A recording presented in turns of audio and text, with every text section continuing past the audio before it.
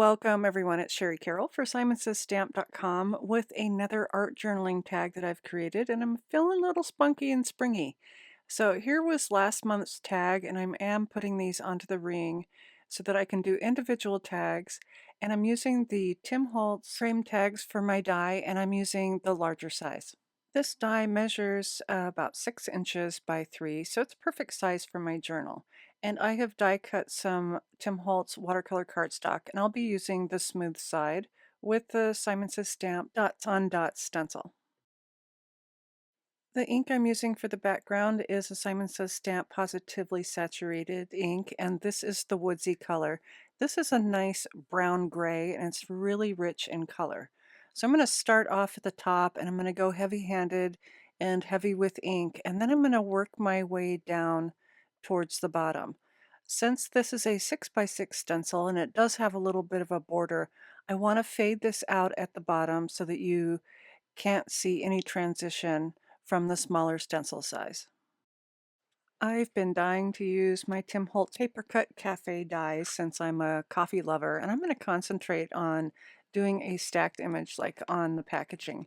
So I have already die cut one piece and put those together, and that's using some colored cardstock. But I also want to create my own custom color. So I'm starting off with some white cardstock, and I've measured it out to where I can get 3 different colors on one strip. So using the Simon Says Stamp Positively Saturated ink, the first color I'll be laying down is the iris, and this is a really dark purple. So I'm going to gently start to blend this in just to get my dark color. And next I'm going in with the violet color, and I'll check this with the die to make sure that I have enough color in my area, and then repeat if I need to.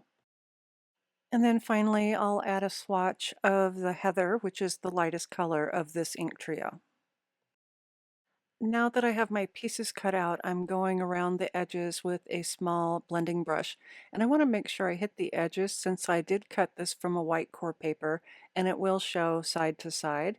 So I'm just edging these and making sure I have really smooth color on each of the pieces. These are really easy to glue together. I'm using Simon Says Stamp Craft Tacky Glue, and I want to make sure I hit all of the edges really well so there's no lifting. And then I can place it right on top. These dies are really fantastic that they have an embossed area so that you can see exactly where you need to put your next piece. And also I like to use my poke tool in case I have any of the glue bleeding out between. These dies only have 3 pieces to each of the coffee cups, so there is a dark background, then there's the body of the cup, and then also the little highlight. And like I said, there's an embossed line so I can tell exactly where to lay this down so that it sits as intended. Once I had my coffee cups all done, there's now a coaster that I'm adding, and I've cut these from black, smoke, and fog cardstock from Simon Says Stamp, and I'll glue these together again following those embossed lines. I've cut an extra piece from the blue cup, and this is using the dark chocolate cardstock from Simon Says Stamp, and then I'll set this right back into the top, and this is my dark black coffee. I've been wanting some journaling strips, and so I was able to create a set of sentiment strips, and these come in either white or black, and they're nice little prompts that you can use on your journals. You can also use them on your card.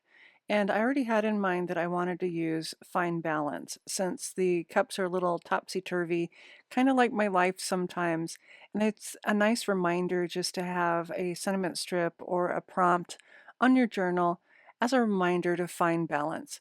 So I've used some Simon Says Stamp 3D foam squares, and I'm going to place this right at the bottom, and this will really cover up any transition from that faded ink down to the complete white. And now that I have my message at the bottom, it's time to start stacking up my cups. So first I'll put down the coaster.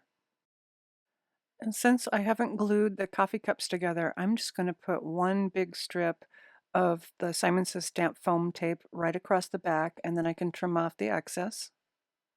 Then peel off the backing and place it right over the coaster onto the tag. The last step to my stack of coffee cups is the little steamy piece, and I've added a couple of the foam squares to the back, and I'm adding a little bit of glue where it's going to sit right inside that coffee. And next I can just peel off the backing and stick this down in place. I really like this tag because it does remind me to find some balance in my life. And also it's a little bit of a color study on adding different colors together for a combination. I wanted to show you real quick how I put everything together. So I have the Simon Says Stamp O clip, and I'll just open that up. It's a spring-loaded clip, and then I can place my tags all together, and I can decide which will be on top and which will be on bottom, and what order, whatever I decide. I also wanted to show you that I use our Simon Says Stamp storage box to keep everything together. Since this is an ongoing project, I have some cut tags. I also keep the die in place and also my sentiment strips. And also my die pack will also fit in the box, just so I can keep everything together. I hope you've enjoyed this tag and my tag journal that I'm creating. This was a super fun one since I do have some really nice bright colors, which is stepping me right into spring. Remember that journals are just artwork and there's no rules, so just play away and have some fun. And also, thanks so much for watching. Hi there, I'm Heidi, Simon's mama and founder at simonsaysstamp.com. Thank you so much for watching our video. If you like what you just saw, be sure to press the thumbs up and subscribe to see more great content.